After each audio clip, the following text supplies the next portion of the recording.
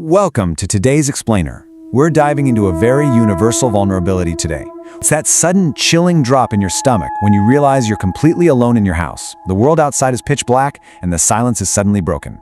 Today, we're unpacking 3 true, documented accounts of exactly what happens when that feeling of isolation shifts from being a comforting sanctuary to a terrifying trap. I mean, think about it. Have you ever heard a noise in an empty house and desperately tried to convince yourself it was absolutely nothing? You tell yourself, oh, it's just the house settling, or it's just the wind outside. We all do it. Our brains are literally designed to rationalize these anomalies just to keep us calm. But what happens when you just can't rationalize the sounds anymore? What happens when the reality is actually far more sinister than your absolute worst nightmare? Well, we're going to break down the rising tension of 3 specific encounters, analyzing exactly how each perimeter was breached. All right, let's jump into account number 1, the downstairs apartment, a false sense of security. So picture this. Our subject is a 22-year-old guy, and he's renting the locked basement department of his parents' home. It's the weekend, his parents are out of town, he feels totally secure, so he invites some friends over. By 11 p.m., they're just hanging out, watching a hockey game, having a few drinks, listening to some loud music. Eventually, his drunk friends crash on the living room couch, and he heads into his locked bedroom. But then, at 3 a.m., he wakes up to footsteps in the upstairs kitchen.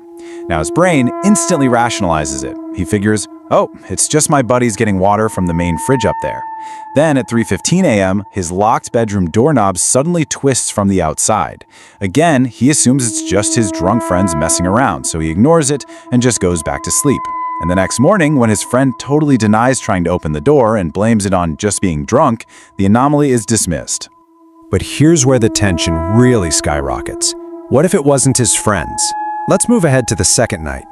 The narrator has spent his Saturday out and returns home exhausted, and now he is completely alone in the house. He crawls into bed, watches a little TV, turns it off, and then he hears it again, creaks and thumps coming from the kitchen directly above him. It's the exact same heavy footsteps as the night before. His heart rate instantly spikes. He tries to tell himself it's just the house settling, but honestly, deep down, he knows it's not.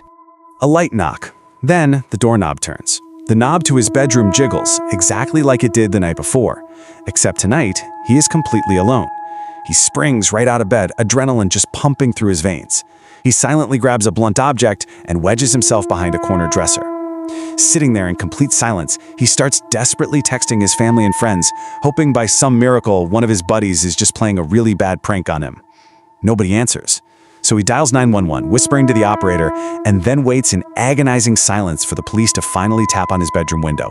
The police arrive, he lets them in through the window, and they immediately begin their sweep. The basement is clear. They move upstairs to the main floor. Clear. Then they head up to the parents' bedroom. The narrator is waiting out in the hallway when suddenly he hears a massive commotion. I saw 2 officers yelling at someone under my parents' bed. The police end up pulling out this tall, dirty, hauntingly angry stranger. You guys, he had been in the house the entire time. He was likely there the previous night while they were all blasting music. He was the one twisting that doorknob. Moving on to account number 2, the cabin watcher, environmental dread. Our subject here is a man who is seeking absolute quiet in a secluded cabin out in rural upstate New York. Now, for 5 years, these deep woods were a peaceful escape for him. But then a really systematic escalation began, a sort of tension staircase, if you will. Over the course of 2 weeks, the sounds he heard evolved from totally natural to undeniably deliberate. Step 1, just a simple twig snapping in the dark. Easily dismissed as a deer, right? Step 2, a few nights later, a quiet scratching sound right at the side of the house. Still, he tells himself it's probably just a squirrel. Step 3, the very next night, that scratching turns into a deliberate, light tapping on the spare bedroom window. He actually goes and checks with a flashlight but sees nothing. But by step 4, the terror becomes visual. He pulls back the curtain and sees a shadow standing just outside the glass in the dim moonlight. Someone is actively out there watching him.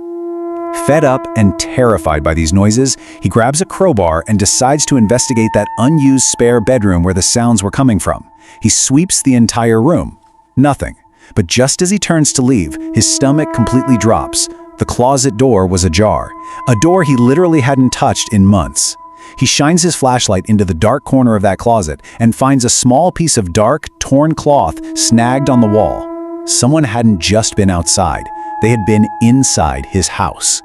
So that night, when he finally sees that shadow outside his window, the absolute reality of his vulnerability hits him. He dials 911, his hands are shaking, and he's panicking to the operator that someone is outside. But right as he turns to grab his jacket to flee, he hears it, a slow, heavy creak coming from the hallway. Someone is moving inside his house right at that exact moment. Who was moving in the hallway? Were there multiple people? Was the person outside just a decoy for the one already inside? Well, he doesn't wait around to find out. He flings open the back door and sprints blindly into the pitch-black woods, his lungs just burning. He finally reaches the edge of his property and sees the flashing lights of the police arriving. He tells them, "They were waiting for me, and they're still out there." The police searched that house with their guns drawn, but the narrator never went back to find out what they found. That cabin, his perfect peaceful escape, was abandoned forever. And that brings us to account number 3, the basement intruder. Instinct and helplessness. The year is 2008. A 15-year-old girl is home alone, chatting on Instant Messenger, with only her black lab Abby there for protection. Suddenly, the dog goes on high alert, signaling this incredibly methodical perimeter breach. First, Abby barks at the dark driveway windows. The narrator assumes it's just a passing car. But then, she hears rustling and knocking right at the living room door. She is way too terrified to even look through the peephole. Suddenly, the knocking aggressively moves over to the side door. And then comes the most terrifying sound of all. The hidden basement doorknob starts being violently shimmied. Now, this basement entrance is completely concealed under a back deck. Whoever is out there trying to get in doesn't just want to break in willy-nilly. They actively know the hidden layout of this specific house. And then, the ultimate nightmare scenario happens. The violent shimmying sounds from the basement completely stop. The silence is deafening. Then, the basement door opens. The lock has given way. Abby, a sweet dog who has literally never hurt a fly, suddenly flies down the basement stairs, growling maniacally like a wild animal at whatever has just stepped into the house. The narrator's fight or flight response totally kicks in. She realizes Abby has stopped barking.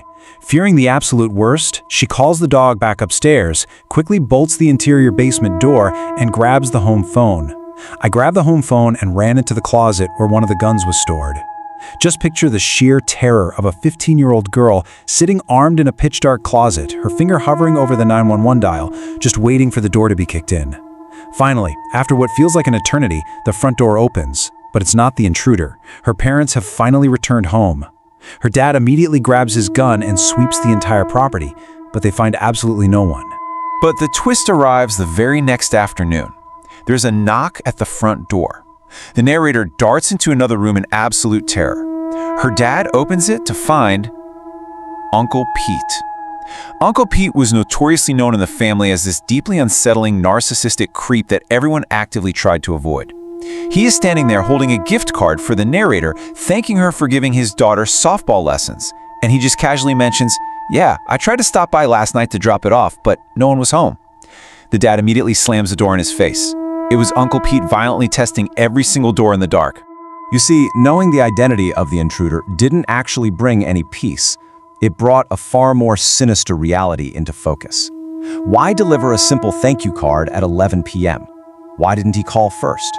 If he actually thought no one was home, why was he aggressively trying to break through a concealed basement door instead of just leaving the card in the mailbox? And the most horrifying question of all, what exactly would have happened to his 15-year-old niece if he had successfully gotten past that dog? Which leads us to a lingering paranoia, the final thought. We've looked at 3 vastly different scenarios today, and they all started with a tiny, easily dismissed sound, a sound that triggers our primal instincts only for our modern brains to try and logic it away. So it's a question I really want you to carry with you tonight. The next time you are home alone, the lights are completely off, the house is dead quiet, and you hear the floorboards creak overhead or a light tap against the window pane, will you still tell yourself it's just the wind? Thank you so much for diving into the suspense with me today on The Explainer. Stay safe and stay curious.